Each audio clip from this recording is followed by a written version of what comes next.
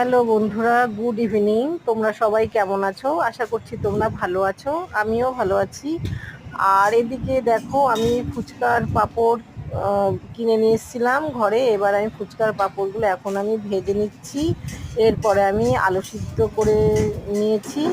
আলু সিদ্ধটাকে ফুচকার আলু যেইভাবে মাখা হয় মশলা দিয়ে, লেবু, তেঁতুল গোলা জল দিয়ে মেখেছি সুন্দর করে। তারপরে কিন্তু একটা টক জলও বানিয়ে নিয়েছিলাম। এরপরে এই ফুচকা যে ভাজছি এইগুলো কিন্তু আমি ফুচকার মতন করেই সুন্দর করে খেয়েছিলাম। মানে যেমনি ফুচকা ফাটিয়ে আলুর পুর দিয়ে টক জলের সঙ্গে তুলে খায় ওইভাবে খেয়েছিলাম। তোমরাও খেতে পারো, ভীষণই ভালো লাগবে।